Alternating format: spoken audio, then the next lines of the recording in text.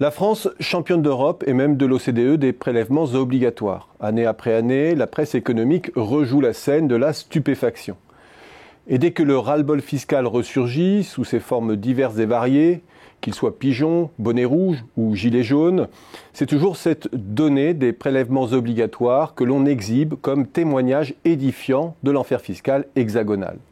Le chiffre n'est pas contestable, mais il nous livre une version très tronquée de la réalité fiscale hexagonale. On y mélange des impôts proprement dits et le financement de la protection sociale. Et cette deuxième composante contient, on le sait, des éléments très divers, dont une large part est un pseudo-prélèvement, puisqu'il garantit un revenu différé en cas de retraite, de chômage ou d'arrêt maladie notamment.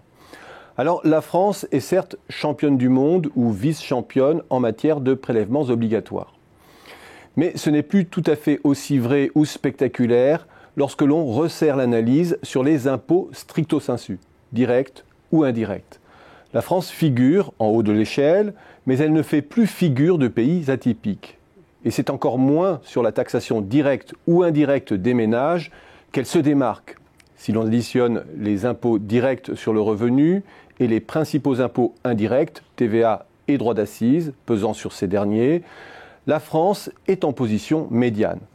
Et c'est bien du côté des prélèvements sociaux, autrement dit du financement de la protection sociale, qu'il faut chercher la source principale de singularité française.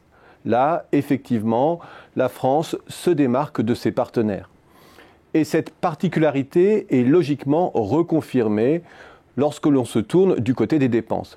La France décroche un nouveau titre de champion du monde, celui de la dépense sociale, illustré ici par la somme des prestations sociales monétaires ou en nature transitant par le budget des administrations publiques. Ce n'est pas un scoop.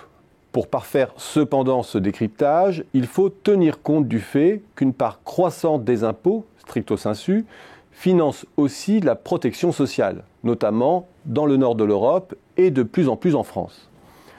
L'indicateur le plus pertinent, du coup, si l'on veut caractériser la pression fiscale, hors protection sociale, c'est celui qui isole la part des impôts qui ne sont pas affectés à la protection sociale, autrement dit, retrancher les dépenses sociales des prélèvements obligatoires.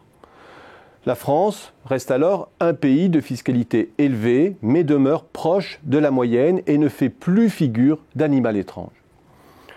Tout cela surligne une chose importante. On ne peut dissocier en France la question de la pression fiscale de celle du modèle de protection sociale. Et si notre exception fiscale s'est maintenue dans le temps, c'est bien que ce pacte implicite qui sous-tendait la fiscalité française était compris et bénéficiait de l'adhésion du plus grand nombre.